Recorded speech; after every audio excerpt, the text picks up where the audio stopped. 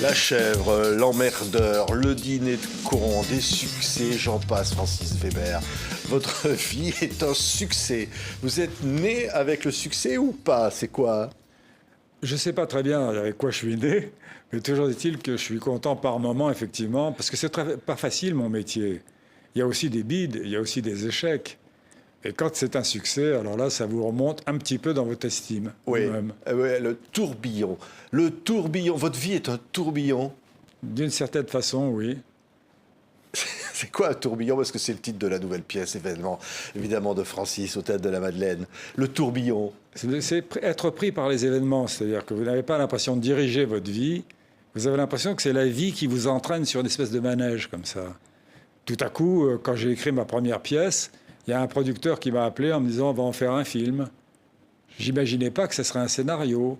Ensuite, un jour, Claude Berry m'a dit « pourquoi tu le réalises pas toi-même, le jouet ?» Et je lui ai répondu « mais j'y connais rien ». Il m'a dit « c'est pas grave, on va te mettre un conseiller technique ». Le conseiller technique est parti au bout d'une semaine parce qu'on ne s'est pas entendu. J'ai fait mon premier film.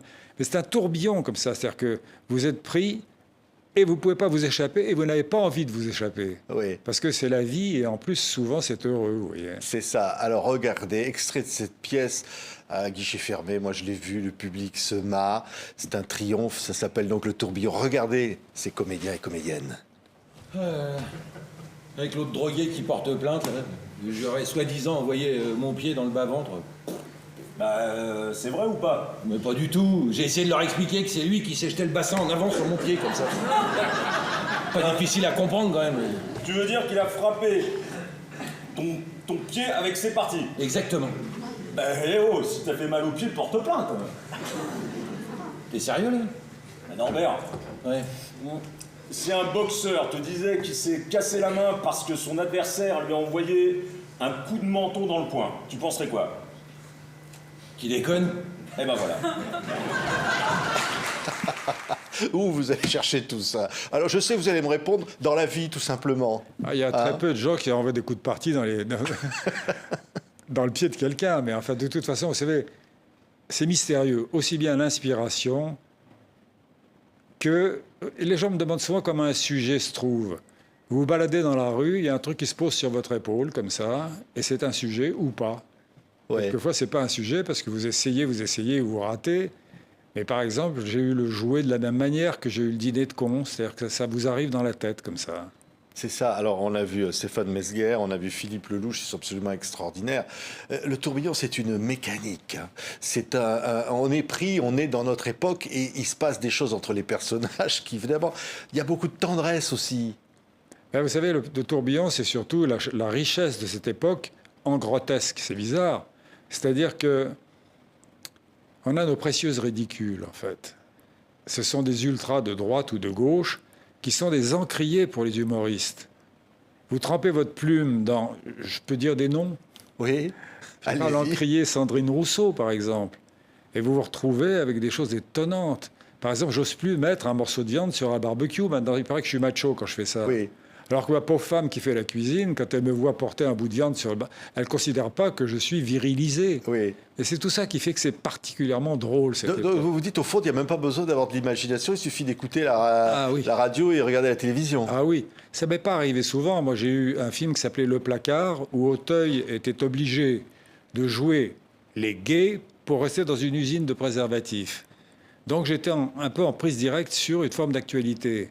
Mais les autres sujets, le jouet, je sais pas, la doublure, le grand blond avec une chaussure noire et des choses comme ça, c'est pas des trucs puisés sur l'actualité, si vous voulez. Oui, oui. Mais on va revoir maintenant un extrait avec des femmes, les comédiennes de cette pièce. Ah oui. Je sais que vous les aimez, les femmes. Ah, Regardez. beaucoup, hein. Comment va Eric? Norbert a été formidable avec lui. Ah bon? Eh oui, au New Séance, il a enterré le docteur Freud. Où ça? Comment? Il a enterré où? Non, il n'a pas vraiment... Freud était un grand psychanalyste qui a révolutionné la psychanalyse il y a plus d'un siècle. Ah. Et pourquoi il l'a enterré? C'est pas grave. Ça se passe bien, ça, non? Si elle pourrait continuer comme ça, on voudrait que ça ne s'arrête pas. Elles Oui. sont incroyables, hein. Elles sont incroyables. Et surtout, il y a la jeune Aline Gaillot qui est une actrice véritablement comique. Et elle joue, ce qui n'est pas facile à faire, elle joue les nunuches, si vous voulez, mais avec un naturel comme Villeray jouait dans Le Dîner de cons. C'est-à-dire que Villeray ne forçait pas le trait. Quand on disait il s'appelle juste Leblanc, simplement il était comme ça. Il écoutait. Elle sait faire ça.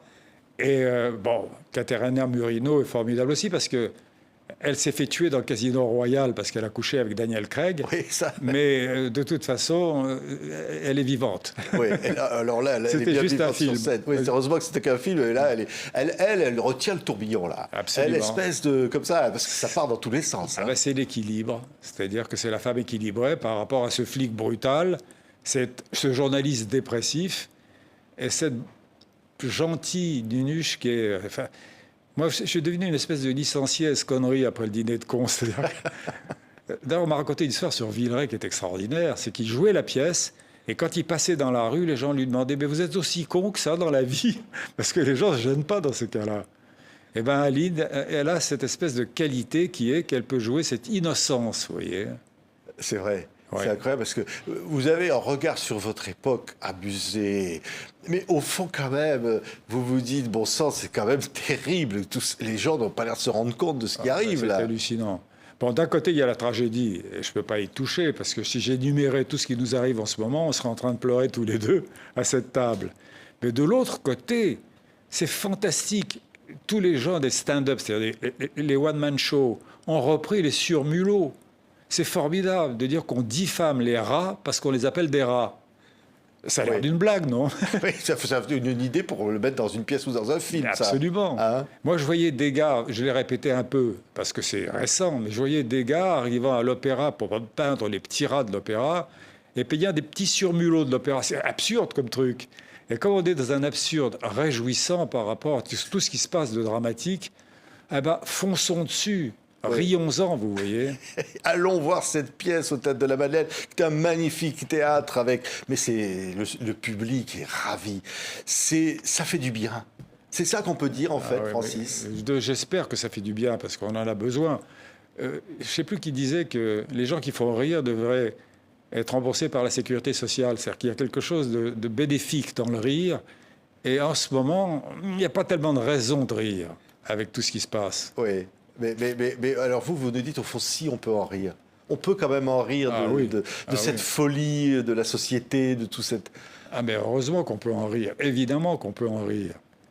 Écoutez, il y a une dame qui a parlé au Sénat, je crois, c'est une sénatrice. Elle a parlé de l'humiliation qu'on fait subir aux Noirs en disant qu'ils ont des sexes plus importants. Je dis, mais je ne te demanderais pas mieux que d'être humilié comme ça, moi. Oui. Mais c'est des folies de dire Donc des on peut rire de tout. Vous dites on peut rire de tout, Francis Weber. De tout, attention. Parce qu'il y a quand même une censure sévère, vous savez. C'est-à-dire que les ultras de gauche ou de droite dont on parlait, ils sont là avec leur coup près, si vous dépassez une certaine limite. Donc il faut y aller très prudemment quand même. Oui, on va entendre une musique comme ça, tiens. J'ai justement envie de revoir... Ah tiens, voilà le Grand Blanc qui arrive avec une chaussure noire. Ah ouais. Robert, réalisateur, et c'est votre scénario, bien sûr. Oui. C'est un sacré souvenir, ça, Francis. Formidable, parce que c'était mon deuxième scénario après Il était une fois un flic que Lautner avait fait. Et tout à coup, le succès a été au rendez-vous. Et c'est formidable. Oui. Il était une fois un film avec un Mireille d'Arc qui était magnifique. Ah oui. Hein? Ah oui, avec la robe qui descendait si bas. J'avais écrit dans la colonne de gauche du scénario, elle a une robe qui descend si bas qu'elle frise la correctionnelle, je me souviens. Oui. Dans le grand blond, la belle robe décolletée. C'est ça. Hein? C'est ça. Oui, et ça, vous l'aviez pensé. Hein? Eh bien sûr. Hein? Et Yves Robert, qui était un malin, ne l'a pas dit à Pierre. Ce qui fait que Pierre sonne à la porte et il ne sait pas qu'elle a cette robe. Elle le reçoit et elle se retourne pour aller vers le salon. Et tout à coup, il a vu ça, il est resté, et ça a été filmé, il est resté hébété par cette robe. Oui. Alors, la vie continue, parce qu'après, il va y avoir L'Emmerdeur. Ah oui, voilà. L'Emmerdeur, Quel avec beau Jacques souvenir. Brel et Lino Ventura. Ah, souvenir magnifique. Parce que Ventura aidait Brel. Il remontait Brel dans la comédie, parce que ce n'était pas sa spécialité à Brel. Il avait fait le risque du métier, je crois que c'était pour Kayat, je ne me rappelle plus. Et il était un professeur accusé par des élèves. Et tout à coup, il fallait qu'il soit le Gugus de Ventura, qui était le clown blanc. Et je me souviens qu'à Montpellier, où il tournait, je suis arrivé dans le studio et je vois Ventura dans un coin du studio en train de faire travailler Jacques Brel. Et je lui dis après ça, mais Lino, c'est formidable ce que tu fais. Et il me dit à la Ventura, comme ça, hein, il me dit, non, en lutte, quand tu as un adversaire qui t'arrive au genou, tu fais un mauvais combat. Donc il remontait Brel pour faire un combat à égal et égal. C'est fantastique. Ouais. Et c'est là que François Pignon devient immensément populaire. Premier François Pignon. Premier François Pignon, c'est Ouais. Jacques Brel. Ça reste, au fond, il est François Pignon, Brel, là. Ah ben totalement. Totalement. Quand, je me rappelle quand Ventura essaie d'ouvrir le coffre de la voiture de Pignon, parce qu'elle voulait prendre des photos pour lui montrer des photos de son pavillon misérable, là. Et il n'arrive pas à l'ouvrir, il arrache le truc, et à la fin, Brel lui dit, mais de toute façon, c'est pas ma voiture. C'est-à-dire que Brel savait jouer la comédie, en grande partie grâce à Lino. Ouais. Ouais, vous avez parlé du premier film de réalisateur, Francis, on va entendre la musique de ce film. Parce que là, c'est le jouet. C'est incroyable la mécanique de la comédie. Parce que derrière la comédie, on peut raconter l'histoire du jouet, il y a quelque chose de profondément humain, une philosophie de la vie. Moi, je trouve que la comédie est bien plus intéressante à dénoncer ou à apprécier les choses de la vie que n'est le drame. C'est vrai. On m'a raconté que tout de suite après la guerre, on a voulu montrer les horreurs du nazisme. Et les gens passaient et se détournaient. Et puis on a essayé de montrer la comédie qu'il y avait dans certains coins de l'horreur. Et là, ça a intéressé les gens, ils étaient marqués, vous voyez. La comédie aide le monde à comprendre ce qu'il est, en fait. Oui, là dans ce film, on voit Pierre Richard transformé en objet, en jouet. Oui. Un jouet Et ça m'est pour arrivé. amuser un enfant riche. Oui, mais ça m'est arrivé. Je travaillais, j'étais à l'armée, vous savez, et j'étais militaire donc. Et on m'a demandé d'aller faire un reportage. Je travaillais au journal Bled, le journal de l'armée d'Algérie, dans un magasin de jouets. Et je suis entré dans la vitrine parce que le photographe me demandait d'arranger certains jouets comme ça. Lui, il était dans la rue avec ses appareils. Et tout à coup, il y a un enfant qui s'est arrêté devant la vitrine. Il ne regardait pas les jouets. Il me regardait moi avec un regard d'une intensité. Et je me suis dit, oh la vache, et s'il m'achetait? C'est-à-dire, il dit, je veux ça. Si c'était le fils d'un milliardaire, que je sois obligé de céder. Et Ouais. c'est comme ça que c'est parti, le jouet. Ouais. D'ailleurs, à l'armée, vous faisiez votre premier journal avec Philippe Labro, avec Jacques Séguéla, Oui. Jos Jacquin, Oui. Cabu.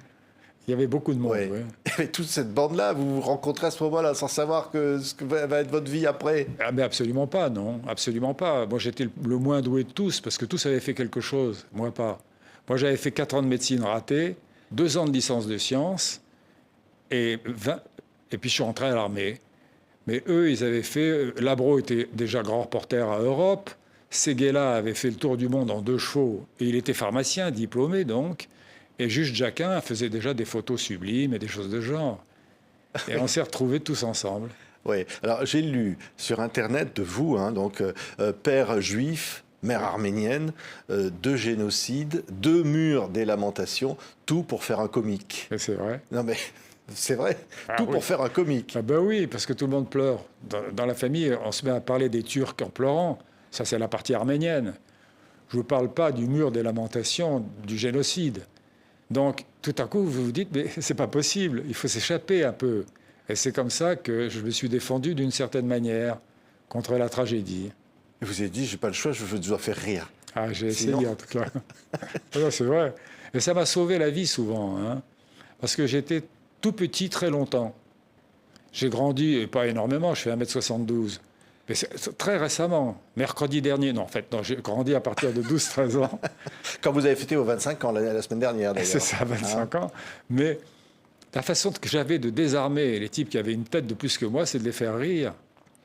Le rire, ça aide énormément, vous voyez. Oui, mais il n'y a pas de rire gratuit, c'est un rire qui touche la sensibilité. C'est ça qui est formidable. Oui, Si on dit un mot du dîner de con, par exemple, bah, ça fait penser au jouet. C'est qu'au fond, le con, il va retourner les autres. Absolument, parce qu'il y a un arc dans le film où au départ, on veut se moquer de lui, et à l'arrivée, l'ermite lui dit « On va dîner mardi prochain ou mercredi prochain, et maintenant c'est moi qui serai le con ». C'est-à-dire qu'il est arrivé à monter toute la pente qui le séparait de l'ermite. Bon, il fait une petite erreur à la fin en disant « je la rappelle », etc. Alors, parce qu'il s'est trompé au téléphone avec la femme de l'ermite. Mais il y a toujours cette possibilité pour le petit homme dans la foule d'égaler le héros du début, comme dans La Chèvre. Ah ouais. Dans La Chèvre, vous avez Depardieu qui joue énormément le contre-champ de comédie, et Pierre Richard qui est le Gugus. Et à la fin, le Gugus part sur ce ponton. Et Depardieu, qui est un génie, regarde, c'est ça, et c'est Pierre Richard qui a gagné. Tiens, on entend la musique de La oui. Chèvre. Vladimir Cosma, Ah oui, merveilleux. Ça fait partie du mythe, hein. ah, formidable. Mon fils dit que c'est le Mancini français. C'est vrai. Et c'est vrai, il a des mélodies, Cosma. Oui. Et là, on se dit, tiens, ces deux-là, il va peut-être leur arriver des... Mais C'est ça, c'est le, c'est vrai, le clown blanc, l'Auguste, Ah oui. c'est un peu le phénomène de cirque. Absolument. Vous savez ce qu'Yves Robert m'avait dit? Il m'a dit, quand les clowns ont fait beaucoup rire, ils jouent du violon. Parce que le rire fatigue, et se fatigue. Et c'est vrai que tout à coup, ils retrouvent une âme avec le violon et ils refont rire. Et c'est ce couple-là que j'ai, moi, qui est Pierre Richard, qui fait beaucoup rire, puis qui tout à coup dit à Depardieu, dites-moi, franchement, est-ce que vous croyez que je pourrais faire un bon détective privé? Et l'autre, qui n'a qu'une envie, c'est de lui envoyer son poing dans la figure, répond oui. Oui, Et c'est gentil. ouais. Vous avez une grande fidélité avec vos artistes, hein. Ah bah oui. Oui. Évidemment, on va les retrouver, les compères. Bah, à nouveau, Pierre Richard, Gérard Depardieu, on va encore entendre de la musique. Et vous, les fugitifs, c'est-à-dire qu'au fond, vous aimez les comédiens, vous les aimez, et vous aimez les garder comme ça, vous aimez en jouer. Vous savez, il y a quand même une chose, c'est quand vous rencontrez des génies comme Depardieu, comme Villeray, comme Pierre Richard, c'est des grands. Vous auriez tort de les perdre. Oui. Oui. Non, on s'aidait mutuellement, vous voyez. Pierre, ça a été un complice une bonne partie de ma vie. Et c'est un personnage dans la vie qui est irrésistible. Parce qu'il est vraiment distrait. Je lui ai dit, est-ce que tu es distrait vraiment, Pierre? Il me dit, non, pas du tout. On sortait d'une projection privée. Pas du tout, non, c'est pas... Non. Merde, mon manteau. Il avait oublié son manteau dans la salle de projection. Et Pierre, c'est ça. Quant à Gérard, alors, c'est un ogre. Oui, un ogre comique, et au oui. fond, c'est drôle. C'est un des plus grands comédiens du monde. Je veux dire, il peut jouer aussi bien Danton que le dîner de con, parce qu'il m'a proposé. Il m'a dit, je voudrais jouer le con. Je lui ai dit, non, je peux pas, j'ai Villeray. Et qui est encore plus con, alors fallait faire un choix. On remarque, ceux qui jouent les cons sont vraiment très intelligents en général. Oui. Parce que c'est pas facile à faire. Il faut le faire dans la grande sincérité, vous voyez. Oui. Ce que fait Villeray. Ah bah oui. Alors justement, le dîner de con, quand c'est le théâtre d'abord, avant d'être le Oui. film, c'est Belmondo qui vous accueille dans son théâtre. Absolument. Il faut quand même le dire, Théâtre des Variétés. Oui, c'est vrai, oui, c'est vrai. Et je me rappelle, la première lecture a été difficile. Parce que Villeray est un génie, mais il tapait un peu trop sur la bouteille, vous voyez. Et là, je ne sais pas, il était intimidé. Et il a énormément bu avant de venir. Et il y avait Belmondo, Pierre Mondy qui faisait cette première mise en scène de ma pièce. Après, c'est moi qui l'ai faite. Et il arrive, et alors, hébété, littéralement. Et il lisait les répliques de Brasseur, qui était censé jouer son partenaire, son protagoniste. Et il lisait comme ça. Et j'ai écrit à Pierre, c'est dur. Il m'a répondu sur un petit bout de papier, oui. Et après, on a retrouvé le génie de Villeray. Ouais, incroyable. Et la première lecture, c'était pas facile. Ouais, ouais. Vous allez adapter, d'ailleurs, on parle de Pierre Mondy, mais vous allez adapter La Cage aux Folles Oui. au cinéma. Oui. Là, Oui, après oui. le succès théâtral, vous allez Oui. l'adapter au cinéma. Parce que Jean Poiret, l'auteur, n'y arrivait pas. Parce que c'est un génie, Jean Poiret aussi. C'est peut-être la pièce dont je suis le plus jaloux, moi. Je trouve que c'est tellement Vous extraordinaire. auriez pu l'écrire, Francis. J'aurais aimé. Ouais. J'aurais vraiment aimé. Mais c'est extraordinaire, vous vous rendez compte? Arriver à prendre deux vieux gays comme ça, qui n'ont plus rien d'équivoque, hein, c'est vrai, et en faire parce que l'un des deux a une relation avec un modèle quand il était au Casino de Paris pendant 5 minutes dans un placard, et il a un fils. Et tout à coup, il est mort d'amour pour ce fils, et l'autre, Zaza Napoli, est bien obligé d'être sa maman aussi. Et c'est extraordinaire, parce que brusquement, on demande à ces deux malheureux d'être straight, d'avoir l'air hétéro le temps d'une soirée avec la belle famille. Oui, Mais quel sujet! oui. Parce que je me rappelle quand Serrault craquait, il s'habille en chaisière d'abord, on ne sait pas comment il s'est habillé là-dedans, et tout à coup il est là comme ça très pincé, et il dit oui, oui, asseyez-vous, asseyez-vous. Ouh, tout à coup il craque, et il repart dans la folie de Zaza Napoli. C'est fantastique. Et Galabru Formidable. qui devient à la fin une folle. Oui. C'est formidable. Fallait l'imaginer, ça. Hein. Ouais, formidable. Du type qui est ultra rigoriste, qui à la fin finit avec une perruque. Ah, c'est fantastique. Ça vous amuse, ça. Hein. Mais énorme. Mais attention, c'est Jean Poiret, ça. Moi, je n'ai fait qu'adapter. Et quand vous adaptez une pièce aussi riche, en plus, Poiret et Serrault avaient une telle complicité que la pièce pouvait faire 1h30 un soir et 2 heures un autre soir. Ils improvisaient, vous voyez. Et quand vous adaptez, vous êtes obligé de réduire, parce que la distance cinématographique est bien moindre, si vous voulez. Et j'avais l'impression de jeter des rires au panier quand je jetais des scènes. Et c'est douloureux pour moi et aussi pour l'auteur, bien sûr. Mais oui, vous parliez à l'instant de le mot placard, j'ai entendu ça. C'est votre 3e plus gros succès au cinéma, le placard. Ah oui, oui, j'ai vu ça. Formidable. Oui. Mais Le dîner de con en numéro 1, La chèvre en numéro 2, Le placard numéro 3. Quel casting. Pratiquement 10 millions d'entrées, succès. Mais quel casting, vous vous rendez compte? J'avais Depardieu, Auteuil, qui sont vraiment les 2 meilleurs comédiens qu'on ait eus. Hein. J'avais Gad Elmaleh. Non, j'avais Berry. Et il y avait Berry et Auteuil, donc oui, c'est ça. Et Depardieu qui jouait la brute, qui était homophobe au départ, et qui finit par tomber amoureux d'Auteuil. Mais c'était un casting à tomber par terre pour un auteur. Oui. Au fond, il y a une morale dans ce que vous écrivez, Francis. Oui, ça se retourne. C'est qu'au fond, il n'y a pas de... les personnages ne sont pas ceux qu'on croit ou ce qu'ils veulent être. En fait, de toute façon, vous savez, la vie est inattendue. Hein. Il y a une phrase qu'on m'a dite que j'aime beaucoup. La différence entre la vie et la fiction, c'est que la fiction a besoin d'être vraisemblable. La vie n'est pas vraisemblable. C'est vrai qu'un type qui est tout à coup homophobe peut tomber amoureux brusquement, etc. On ne sait pas ce que devient un homme ou une femme à travers les événements de la vie, à travers le tourbillon de la vie. Oui, mais quand on parle de tourbillon de cette nouvelle pièce, Francis, c'est ça. C'est vrai que votre regard, le placard aussi, c'était ça. Si vous regardez la société comme ça, parfois très dure, hein, les rapports dans le travail, le placard, et vous en faites quelque chose qui montre le ridicule de tout ça, au fond. Dire. Mais vous savez que la première fois que j'ai fait de la prison à l'armée, parce que j'ai pas fait de la prison dans le civil, hein, c'est quand j'ai fait un peu d'humour, et j'aurais pas dû.